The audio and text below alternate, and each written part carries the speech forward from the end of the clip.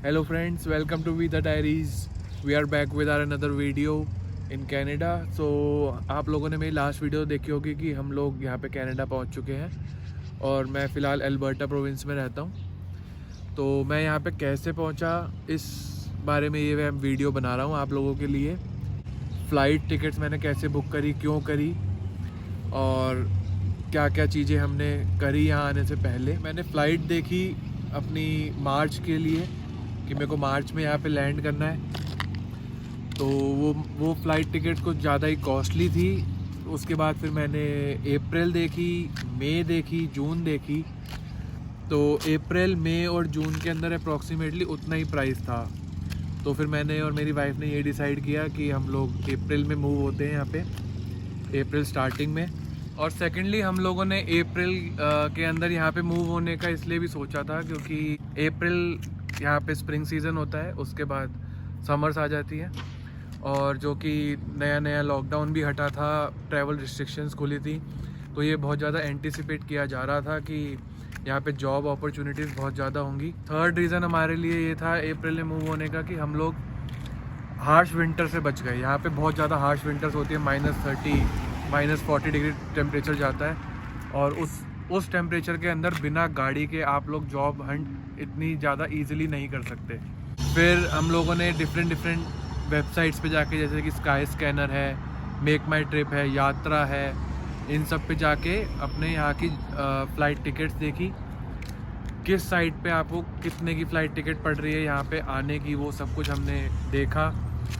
फिर हमने डिसाइड किया कि हमें कैसे आना है यहाँ पे, हम कैसे जर्नी अपनी कितने आवर्स की जर्नी करना चाहते हैं, डायरेक्ट आना चाहते हैं या वाया किसी कंट्री आना चाहते हैं। तो हमने डायरेक्ट फ़्लाइट्स भी देखी जो कि दिल्ली टोरंटो थी और वो बहुत ज़्यादा कॉस्टली थी। Around 3.5 lakh 4 lakh economy class की वो टिकट्स जा रही थी। तो इसलिए हमने वो प्लान तो हमने डायरेक्ट का ड्रॉप कर दिया। उसके बाद हमने वाया देखनी स्टार्ट करी। तो मैंने अपना वाया दूसरी कंट्रीज़ हमने अपनी जर्नी देखी। तो सबसे पहले हमने अपनी जर्नी वाया देखी यूएस से, कि Delhi to US then Canada. तो उसके अंदर हमें एक ड्रॉबैक मिला कि हमें यूएस का वीज़ा चाहिए। हमें ट्रांजिट भी नहीं मिल सकता यूएस से, क्योंकि हमें ट्रांजिट के लिए भी हमें ट्रांजिट वीज़ा चाहिए। तो मेरी ये रिकमेंडेशन है कि अगर आप लोग वाया यूएस फ़्लाइट देख रहे हैं तो या तो आप वीज़ा अप्लाई करें यूएस का, और आप लोगों को ट्रांजिट भी देख रहे हैं वहाँ से तो आपको उसके लिए भी ट्रांजिट वीज़ा ज़रूर चाहिए।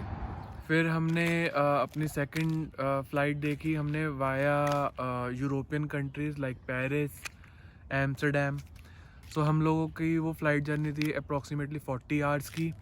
और उसके अंदर हम लोगों ने देखा कि हम लोगों ने रिसर्च की अपनी कि हमें वीज़ा तो रिक्वायरमेंट नहीं है, क्योंकि फिर हमने जब वो सर्च करी अपनी, तो उसके अंदर ये था कि अगर हम एक यूरोपियन कंट्री, लेट्स से कि अगर हम दिल्ली से फ़्लाई करते हैं और पेरिस लैंड करते हैं और पेरिस से फिर कनाडा आते हैं, तो हम लोगों को ट्रांजिट वीज़ा की रिक्वायरमेंट नहीं है। क्योंकि अगर आपके पास वैलिड पीआर वीज़ा है कनाडा का, तो आप लोगों को पेरिस या किसी भी यूरोपियन कंट्री में अगर आप जाते हैं तो आपको ट्रांजिट वीज़ा की रिक्वायरमेंट नहीं है। लेकिन अगर आप लोग दिल्ली से फ़्लाई करते हैं, पेरिस जाते हैं, फिर पेरिस पे आप लोगों को वीज़ा की रिक्वायरमेंट नहीं है। लेकिन अगर आप पेरिस से एम्स्टर्डम जाते हैं, एम्स्टर्डम भी आपको सेकंड यूरोपियन कंट्री है। तो अगर आप एक यूरोपियन कंट्री से दूसरी यूरोपियन कंट्रीज आते हैं और उसके बाद कनाडा या यूएस जाते हैं, तो उस केस के अंदर आप लोगों को शेंगन वीज़ा की रिक्वायरमेंट है in case of transit as well. तो मेक श्योर, मैंने बहुत सारी वीडियोस भी देखी हैं, बहुत सारी क्वेरीज भी मेरे पास भी आई हैं कि हम लोगों को वीज़ा की रिक्वायरमेंट है नहीं है ट्रांजिट के लिए यूरोपियन कंट्रीज से। तो मैं उन सारे व्यूअर्स को भी ये सब चीज़ें बताना चाहता हूँ कि अगर आप एक ट्रांजिट कर रहे हैं एक यूरोपियन कंट्री से, तो आप लोगों को शेंगन वीज़ा की रिक्वायरमेंट नहीं है। लेकिन अगर आपका ट्रांजिट 2 यूरोपियन कंट्रीज से है तो मेक श्योर आपके पास शेंगन वीज़ा ज़रूर होना चाहिए, नहीं तो आपको दिल्ली से ही फ़्लाई नहीं करना दिया जाएगा। फिर हमने अपना थर्ड प्लान सोचा, जो कि हमारा था इथोपिया कंट्री से वाया। लेकिन जब हम वो टिकट्स हम लोग बुक कराने ही जा रहे थे, फिर हमने वहाँ के रूल्स रेगुलेशन देखे। तो उस रूल्स रेगुलेशन के अंदर एक अजीब सा रूल था कि हमें अगर इथोपिया से ट्रांजिट लेना है तो हमारे पास येलो फीवर की वैक्सीन लगी होनी चाहिए और येलो फीवर का सर्टिफिकेट होना चाहिए वैक्सीन लगे होने का। तो हम लोगों ने वो प्लान फिर ड्रॉप करा, क्योंकि जितने ज़्यादा रूल्स एंड रिक्वायरमेंट्स होते हैं उतनी ही ज़्यादा हम लोगों को रूल्स रिक्वायरमेंट फुलफ़िल करने पड़ते हैं और उतनी ही हमको दिक्कत आती है फ़्लाइट बोर्ड करने में। इसलिए फिर हमने इथोपिया वाला प्लान भी ड्रॉप कर दिया अपना फ़्लाइट वाला। तो मेरे पीछे आपको पूरा कम्युनिटी पार्क दिख रहा है, तो आप लोगों को इस व्यू के साथ मैं अपनी फ़्लाइट जर्नी बताता हूँ। तो फिर मैंने दिल्ली से फ़्लाइट बोर्ड करी मलेशियन एयरलाइंस 7 अप्रैल। हम लोगों ने 12 घंटे पहले अपना कोविड टेस्ट इसलिए करवाया क्योंकि फ़्लाइट बोर्ड करने के लिए आपको नेगेटिव कोविड रिपोर्ट की ज़रूरत है, इसलिए आपको कोविड टेस्ट कराना पड़ेगा। फिर 1 बजे मैंने अपनी फ़्लाइट बोर्ड करी मलेशियन एयरलाइंस फॉर कोलालमपुर और दिल्ली टू कोलालमपुर की जर्नी मेरी अप्रॉक्सीमेट 5 आवर्स की थी। 5 आवर्स बाद मैंने कोलालमपुर लैंड करा। कोलालमपुर में हमारा 5.5-6 आवर्स का हॉल्ट था, तो 5.5 घंटे हमने एयरपोर्ट पे बिताए हम दोनों ने। उसके बाद फिर हमने वहाँ से कतर एयरवेज़ बोर्ड करी। फिर कतर में हमारा हॉल्ट था 3 आवर्स का। फिर वहाँ पे हमने कतर में 3 आवर्स का हॉल्ट करा, वो भी हमने एयरपोर्ट पे करा, क्योंकि 3 घंटे के लिए हम कहाँ बाहर जाते हैं, उसके लिए भी हमें वीज़ा चाहिए था बाहर जाने के लिए। ट्रांजिट वीज़ा हमें रिक्वायर्ड था नहीं, ना कोलालमपुर में ना कतर में। अगर आप एयरपोर्ट अथॉरिटीज़ के अंदर रहते हैं तो आप लोगों को कोलालमपुर और कतर में ट्रांजिट वीज़ा की रिक्वायरमेंट नहीं है फॉर 24 आवर्स। उसके बाद हमने 3 घंटे बाद हमने कतर एयरवेज़ बोर्ड करी दोबारा से फ्रॉम कतर टू मॉन्ट्रियल। वो हमारी जर्नी थी 13 आवर्स की इन फ्लाइट।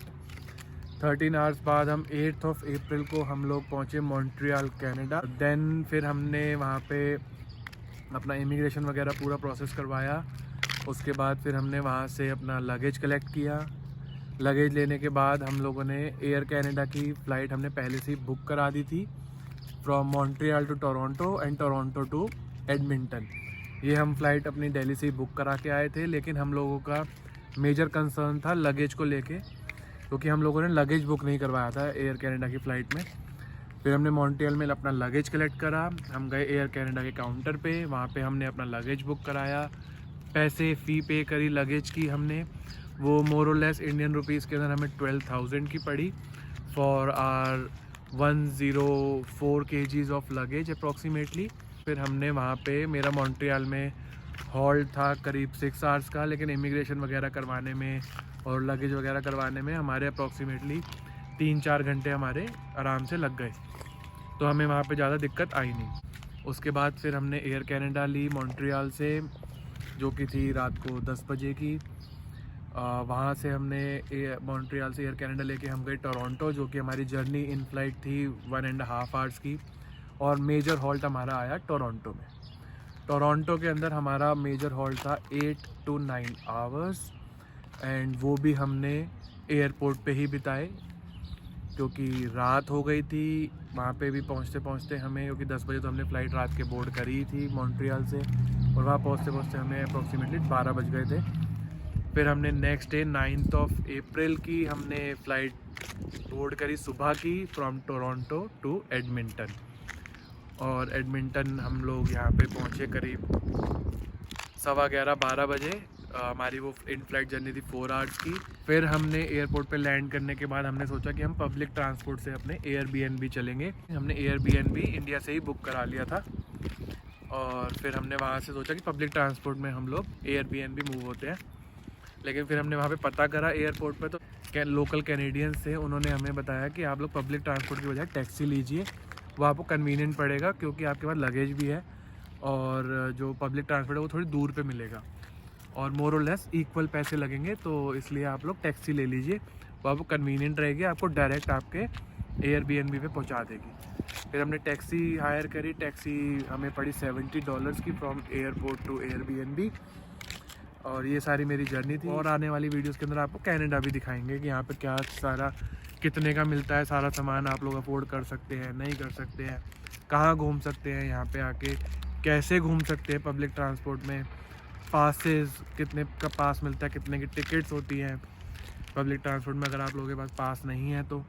ये सब हम आने वाली वीडियो में शेयर करेंगे। ये सारी वीडियोस हम लोग टाइमली शेयर करना चाहते हैं, लेकिन हम लोग थोड़े से बिज़ी हैं, इसलिए बहुत दिन बाद हमारी वीडियोस अपलोड होती है, लेकिन हम कोशिश कर रहे हैं कि हम लोग अपनी वीडियोस टाइमली और रेगुलरली शेयर करें आप लोगों के साथ। ये सारी मेरी फ़्लाइट जर्नी थी।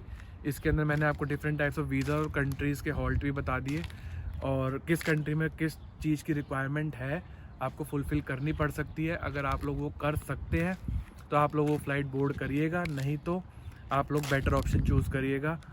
और rest, take care, be safe, and thank you for watching visa diaries.